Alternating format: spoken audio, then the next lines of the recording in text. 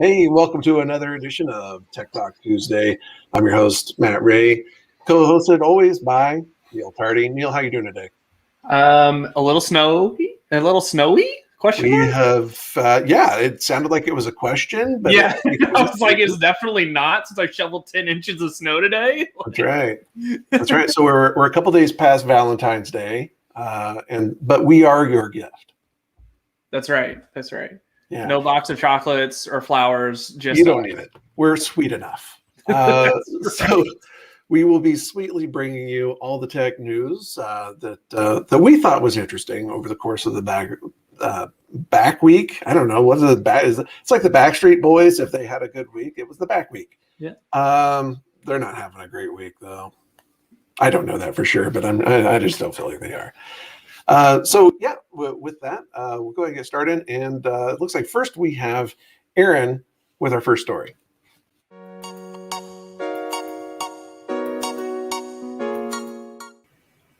This week in tech news, security researcher Alex Burson found a system vulnerability on servers owned by Apple, Microsoft, PayPal, and over 30 other companies. Burson was able to take advantage of common development practices, open source project management systems, and a little intuition to get his test code into company systems without them having to even lift a finger. What Burson found is that he could sneak his code into these big companies by creating his own open source projects with the same names as private projects built internally. It's like when you save a new file on your computer with a name that already exists. Your computer asks you which file you'd like to keep in order to avoid any problems. Burson found that the management systems, when prompted with a similar question, would always grab a public repository instead of using a company's private version if the two had the exact same name, because it assumed that's what the builder wanted. This is generally good behavior because managing all of the dependencies for a software project can easily range from 100 dependencies to hundreds of thousands of them. Yet in this instance, it's definitely a problem. The servers quickly pulled in Burson's breach code repositories, and it was able to communicate back to the researcher, confirming its success and the company had infiltrated. The companies agreed that the problem was serious. Many of them shipped fixes within a week, though they believe that the vulnerability lies with the package management systems and should not be handled on a per company basis. Back to you guys.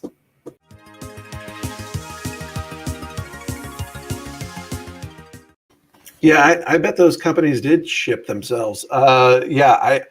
Dependency management. How often have we talked about like the fallacies of this thing? Yeah, a lot. So if you don't know what dependency management is, like it's the way that you can use third-party code, like Aaron was talking about, and bring it into your own. A lot of times these are open source projects. So you just pull it in and they're like peer tested and reviewed and generally accepted as good. But as we're finding out, these package management systems do allow this type of thing to happen, and like it's really, really not good. I think Aaron did a good job of really trying to indicate how quickly it exacerbates because you're pulling in 10 different projects as sort of shortcuts, right, for helping your code kind of get off the ground. But within each one of those is an unknown, like truly until you pull it in and really start looking at the repositories and dig through the code, which no one really does. You don't know what dependencies those have, and those have, and those have. And so like you end up with this web that's a total nightmare. And it's actually the reason that one of the repos, the NPM repo went down, was that 2 years ago or something like that somebody had committed to a dependency that was a dependency of a dependency. It was like one of those like third or fourth tier dependencies to a fairly commonly used piece of software that you wouldn't even think of, and it ended up breaking everything. Yeah, and I mean this is pretty common practice for a lot of large firms and even small firms. Like we all want shortcuts, right? It speeds up development, which then speeds up like the product and new features and everything that everyone likes to enjoy with new software. So like this is a big deal. And I don't think that this is the last thing that the software world is going to hear about this specifically. And then what do we kind of do from here? because I don't think that the practices that we've been having are going to continue to work, particularly if we're finding vulnerabilities like this. Yeah, that's a good point. So one company who's probably not using reusable code for some of their new features is Apple. And here's Chad talking about their upcoming Apple Maps release.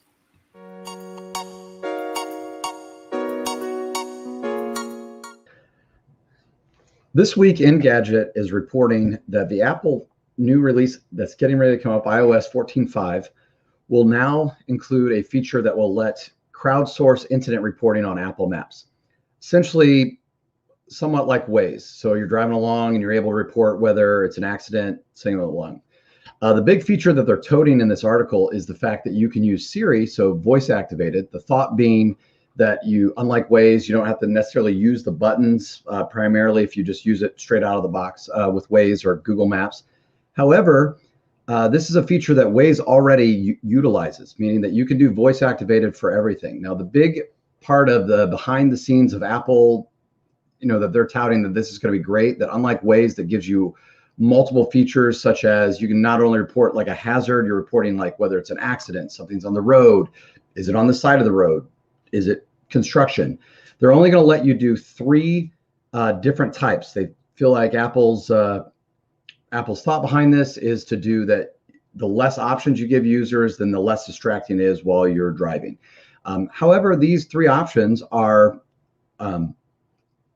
basically roads blocked, hazard, such as like construction or an exit's blocked, hazard, as well as speed trap.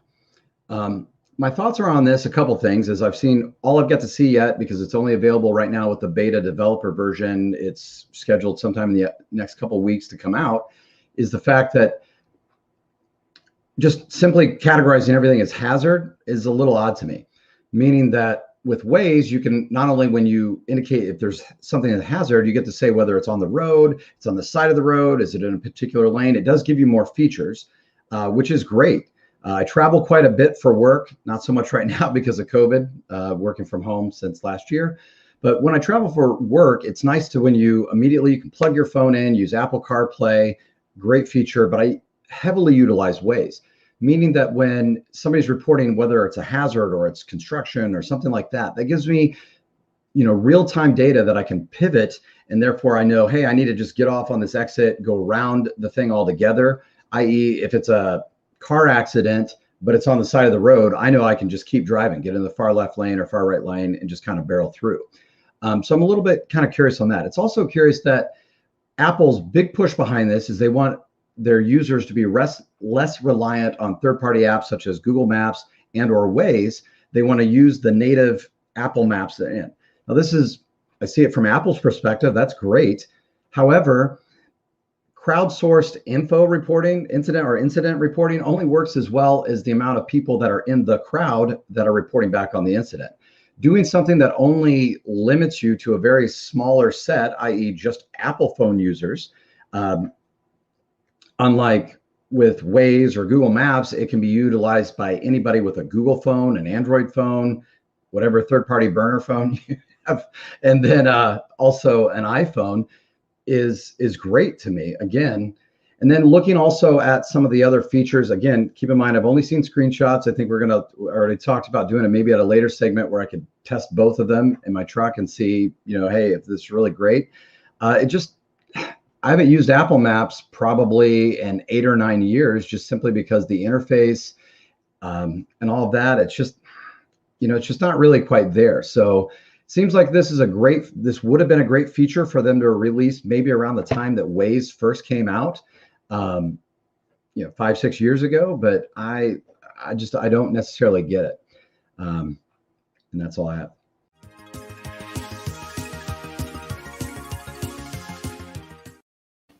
Two things. I like the Forrest Gump way that he ended that segment. Like, that's all I got to say about that. Like, that was pretty epic, and that's a total Chadism. But It is. What do you think about this, Neal? Yeah, man, I really agree with him though. Like, there's a lot of points that he made that were really like spot on and exactly what I was thinking. One, you're restricting your users with your subset. And this is truly crowdsourcing. So something that Waze and Google Maps have on them is that they can be used on any platform. So yeah, I still think people will use this because a lot of people will use Apple Maps because it is the native thing. So that'll be great for those people. But I utilize Waze a lot. Like anywhere I'm going, I'm using Waze. I like Waze. I've been using Waze for a long time, and I'm going to keep using Waze. So yeah, for me, I 100% agree. It is super late to the party, and I think it's going to have a hard time taking off.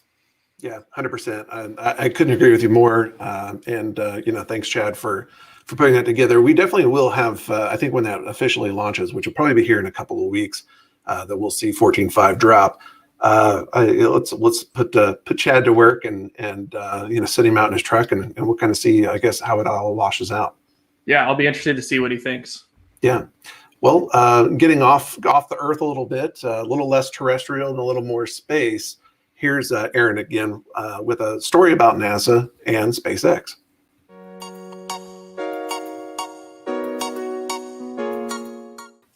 For our second SpaceX story in as many weeks, NASA has announced a contract with SpaceX to bring 2 modules into lunar orbit for the reasonable price of $331.8 million. The 2 modules will be the first segments of NASA's Gateway Station, a way station for astronauts and equipment heading to the moon. The station is just one part of NASA's Artemis program, with the goal of landing the first woman and the next man on the moon by 2024, cleverly named to be the twin of the Apollo programs of the 60s and 70s. NASA also says that it is another step towards sending astronauts to Mars. The 2 components being sent to space are the power and propulsion element, along with a habitation and logistics outpost. Power and propulsion will provide the Gateway Station the ability to move into various lunar orbits as necessary, while the outpost will give astronauts, and potentially anyone traveling with them, a place to stay on their way to the moon. The mission is set to blast off from the Kennedy Space Station in May of 2024 at the earliest, though some are already casting doubt whether the ambitious 2024 goal for Artemis is actually achievable. In the meantime, I'll just be chilling here with Project Dionysus. He's the patron over wine, the theater, and madness, my favorite of the Greek gods. Back to you, nerds.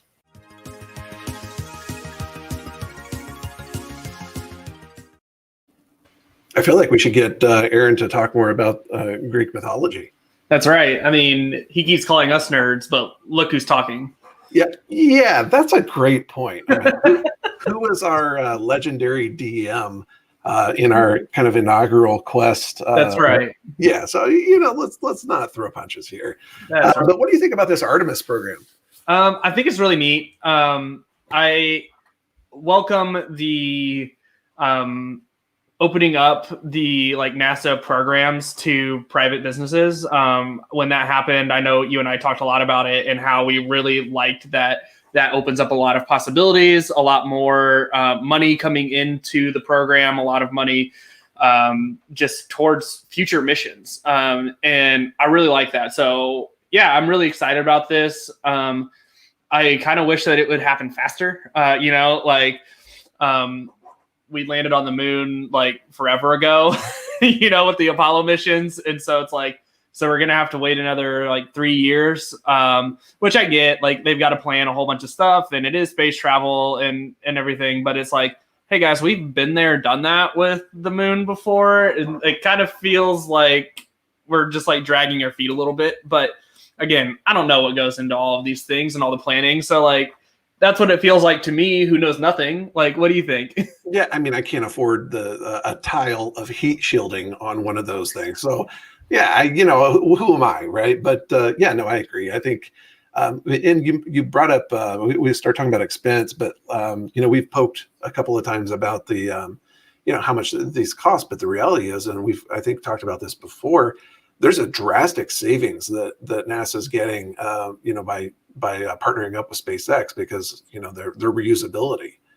So I think that's cool, and I'd like to think that would accelerate, and it's less coming out of the taxpayer pocket too, right? To try to fund some of these things, and not that I'm against funding such things, but every little bit counts. And in this case, we're talking millions and potentially billions of dollars. So it turns out that's a lot. Yeah, turns out we don't have that much money. We don't. And if you don't have that much money, one of the things that you might be thinking, gosh, why would I need a career change? And I know you and I get asked, how hard is it really to program? And I think they say it with a little bit of a sneer, like, you guys, like, come on, like, I feel like. So our segment for this week is yours truly, talking about that very question.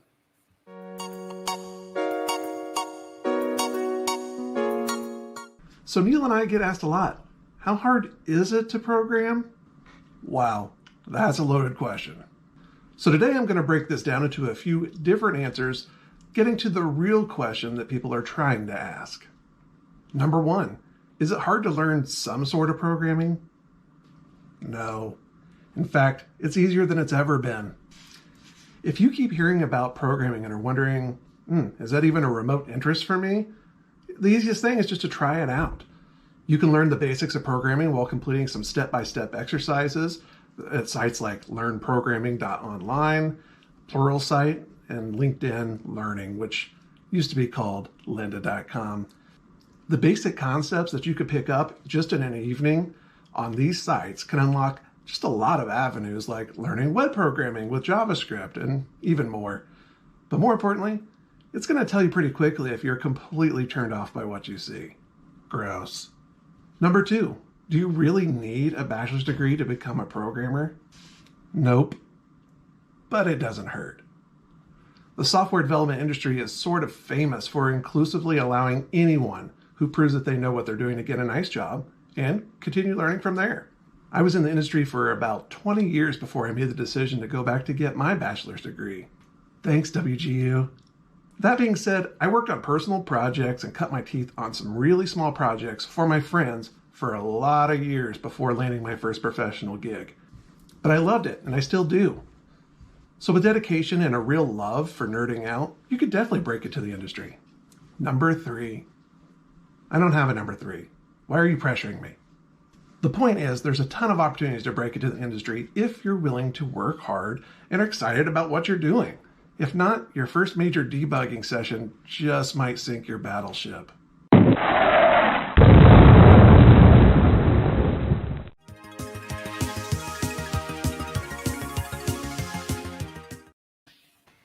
I mean, I left you with a battleship attack. I don't know what else to do. I don't know. I think you kind of summed it all up there, so. Yeah, I mean, we get paid with this quite a bit. And it just, I think it's from one side, people think it's sorcery and that like perhaps it's way too hard to get in. And so to them, I'm like, no, not really. I mean, the tools to do this are all free and easily accessible. But then on the flip side, you also get people who, have an expectation that it's going to be this drag and drop kind of thing because they've used Word before. And how hard could it possibly be? And well, it's not that either, right? So I think the answer is somewhere in between. And I know that your journey is different even than mine. Yeah, so I got a degree from Anderson University in computer science. So I kind of did go that route where I went to college, did the 4-year degree in computer science. And that gives you a great foundation of a lot, just kind of the principles and just kind of like standards, I guess, of like, how do you go about doing things, just from like a very general high level. But really the first year on the job, I learned so much more than I learned in 4 years. And like, that's not something specific to me either. Like that's just generally how it works. Like you learn so much more when you're doing it every day, like with people that have been doing it for a long time, like that you just gain so much more knowledge. So, yeah, I mean, both routes are great. I've advocated both routes for my friends before. So, it really just depends on the person. But like you said, if you want to do it, you can do it. You just got to find the right technology that you're happy or that you're excited about and just go for it. Yeah, it's a great point. So I think that'll carry us through to actually the viewer question of the week. That's right. Yeah. So the viewer question of the week is a simple one, but it's one that, again, kind of comes up from time to time. And so I'm really glad that we're kind of talking about this. And it's simply, what is the cloud? That's right. So we do get this a lot. A lot of people hear that their data is going up into the cloud and really don't know what that means. And so, yeah, I'm going to give you just kind of a few points on like what the cloud is, and then some advantages of it, and then some of the drawbacks of them. So really when we talk about the cloud, it's just a series of servers that hold your information so that you can get to it from anywhere that you have an internet connection. So basically what we're trying to do is we're trying to keep it from storing all of our data on our hard drives, and we're putting it on someone else's. So we can access that from anywhere, not just our computer, but from like, say, a computer at the library or something like that. So when you hear cloud services, you're thinking of like Google Drive, Apple Cloud, iCloud, like Netflix is technically one of those services, like any of your mail, or like OneDrive, Microsoft OneDrive, are all cloud services. So this is where you're uploading your data to someone else, and then you can go get it from somewhere. Typically, you see this with software and websites, like I just said. So the advantage of this is, like I've said, you can access your information from any device with an internet connection. So it's super convenient. It's really, really nice. Matt and I use Google Drive all the time for the show and for stuff that we work on together. So yeah, like we use the cloud all the time. But the drawbacks of the cloud is that if you don't have an internet connection, or you don't have a good one, you're basically locked out of accessing all of your data, because you have to have an internet connection to get to these, because you're trying to contact another server that has your data on it. And so because your data is living online and it's not just on your hard drive, there's obviously that risk that it could get into the wrong hands as well. So like hackers and things like that, and people like that, can get into your data and use it for nefarious reasons if they want, or malicious reasons. But there's a lot of security that cloud services have done to make sure that this doesn't happen, like two-factor authentication and things like that. So the risk is relatively low, but it's still there. So yeah, Matt, do you have anything to add? No, man, I think you did a killer job of, I think, covering all those. And that's a well-practiced speech, I feel like, that we have to give fairly frequently. And so, yeah, the cloud is really no different than the data centers and stuff that we used to talk about, 10 plus years ago. But they've just kind of solidified it and put a nice fluffy icon on it, right? And called it the cloud. Right. Whoever the person in marketing who came up with that is an absolute genius. They're a genius. I thought they were an idiot. No, it turns out they're a genius. So, no, I think you nailed all the key points and even some of the risks. So, yeah, thanks for taking that. Cool. And so with that, that's all we have for today. So thank you for joining us on this edition of Tech Talk Tuesday. If you'd like to read up on any of the articles that Aaron or Chad talked about today, you can find them in the description below.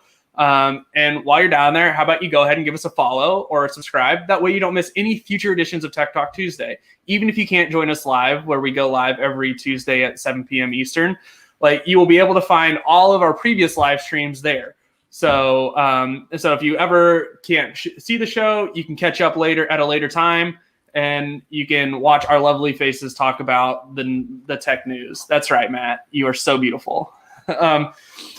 We had a question about the cloud today, but if you have a burning question that you want somebody to answer in the tech field, we are more than happy to have it on the show. You can have it come in anonymously like we have the past couple weeks, or if you want your name associated with it, cool. Just go ahead and hit Matt or I up on Twitter.